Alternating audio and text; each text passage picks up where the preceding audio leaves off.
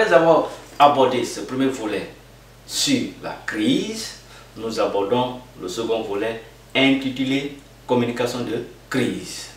Dans ce deuxième volet, nous allons suivre le cheminement suivant: approche de définition, objectif, rôle et stratégie de communication de crise. La communication de crise, dans ce premier volet, il faut comprendre qu'il y a plusieurs définitions qui ont été proposées. Plusieurs définitions. Mais nous allons essayer de définir en tenant compte de différentes approches. Selon l'approche par rôle, la communication de crise permet à l'entreprise de résoudre une crise. Donc, en ce sens, la communication devient un moyen de gestion de la crise. L'approche par catégorie et par stratégie, la communication de crise est une relation de l'entreprise avec ses parties prenantes ou porteurs d'enjeux. Comme nous l'avons dit, la communication de crise, c'est la relation de l'entreprise avec son environnement. Donc, sa responsabilité sociétale est mise en jeu.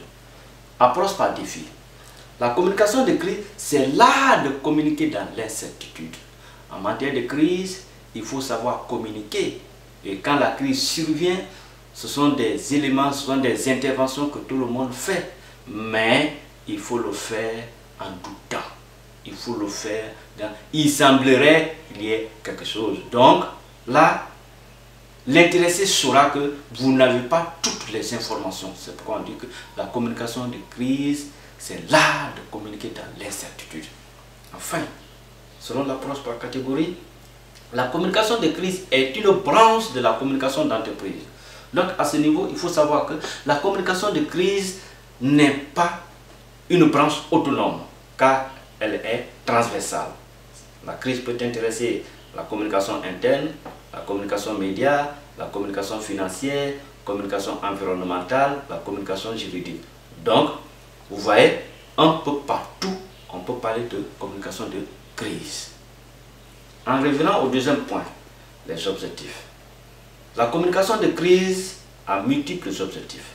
Mais parmi ces objectifs, nous avons avertir la population concernée par la situation, informer les victimes et leurs familles, informer la population concernée par les mesures de protection à prendre, informer la population des mesures qui sont prises par les autorités, comme hier à la télé, par le Premier ministre, informer le public par les médias, permettre d'anticiper les crises, comme on le disait, même les éviter, permettre d'atténuer une situation de crise à travers une bonne communication que vous allez faire, éviter qu'une crise ne se transforme en catastrophe, comme ce qui se passe dans certains pays, proposer l'opportunité d'une sortie favorable à une crise. Ce sont là quelques objectifs de la communication de crise. Mais ce qu'il faut comprendre, l'objectif majeur de la communication de crise sera de préserver la crédibilité de l'entreprise ou de l'institution. En revenant au rôle de la communication de crise, il faut comprendre que la communication de crise a principalement trois rôles. Donc, le rôle d'anticipation, le rôle d'information et le rôle d'atténuation. Anticipation. La communication de crise offre des outils qui permettent aux organisations d'analyser et de gérer les risques attachés aux différentes parties prenantes identifiées. Donc, vous voyez, déjà, on l'avait annoncé dans les différentes définitions. La communication de crise nous permet d'anticiper. La communication de crise, dès que nous constatons qu'il y a des signes annonciateurs qu'une crise va se manifester, on peut déjà mettre en place une série de crises. Et toute organisation, quelle que soit en crise ou pas, doit essayer de mettre en place une série de crises. C'est ce qui pourrait nous permettre d'anticiper, d'éviter même des crises dans nos organisations. Le rôle d'information. Là, l'objectif nous a signalé. En diffusant la bonne information ou le bon message au bon moment, aux bonnes parties prenantes, avec des bons outils de communication, la communication de crise est en train de remplir vraiment un rôle essentiel. Vous voyez? Donc, vous avez vu, pendant Ebola, il y avait des informations qui passaient, mais finalement, on a su que il y avait une certaine mauvaise communication et cette mauvaise communication a fait que la crise avait fait assez de dégâts en Guinée. Et maintenant, vous voyez, même maintenant, la communication a été ignorée même au plus haut niveau de l'État dans la lutte contre cette pandémie. Donc, ce qui fait aujourd'hui qu'il y a même des organisations, dès que des associations se lèvent, on dit, bon, on va les allouer des fonds pour faire des sensibilisations. Tandis qu'il y a des préalables en matière de communication pour le changement de comportement, surtout en période de pandémie sanitaire. Ça, c'est le rôle d'information. Le rôle d'atténuation. En satisfaisant les parties prenantes, leurs besoins, en amont et au moment de la crise, la communication de crise essaie d'atténuer les effets négatifs de la crise. Vous voyez? Donc c'est comme en matière de revendications syndicales. Vous voyez? Nous sommes en crise, tout le monde est sur ses nerfs. Mais quand vous voyez l'opportunité que si vous faites ces gestes, ça peut atténuer la crise, il faut le faire. C'est comme ce qu'on disait précédemment. La bonne communication, en diffusant les bons messages. Vous voyez? Même le dialogue, à travers le discours, on peut atténuer une plaie. On peut atténuer des effets négatifs d'une crise. Donc ce sont ces aspects qu'il faut comprendre en matière de rôle d'une communication de crise. Mais en parlant de communication de crise, vous voyez, en matière de communication, on dit plan et stratégie de communication, stratégie de communication. Ici, ce sont des stratégies qu'il faut mettre en place en matière de communication de crise. Et là, il y a des auteurs, des éminents auteurs, des grands communicants qui sont intervenus. Quand je prends Didier Eldridge, quand je prends Thierry Libayer, qui sont intervenus dans ce domaine et d'autres. Ici, en matière de communication de crise, nous avons essentiellement trois stratégies. La stratégie de reconnaissance, le projet latéral et la stratégie du refus. La reconnaissance, elle est soit totale ou partielle. Cette reconnaissance, qui est la première, a été proposée par Didier Eldridge. Ici, la reconnaissance, c'est reconnaître sa responsabilité entière dans l'apparition, dans la manifestation de cette crise. Mais cette reconnaissance peut s'expliquer à travers différents éléments.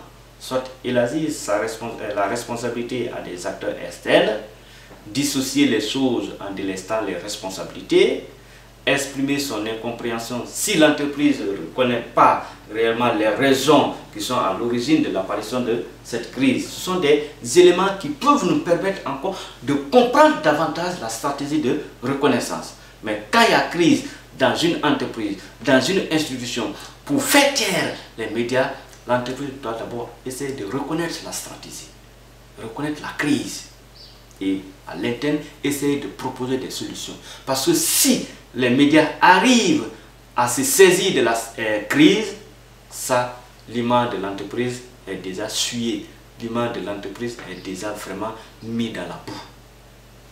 La stratégie du projet latéral, cette stratégie a été développée par Thierry Libayer.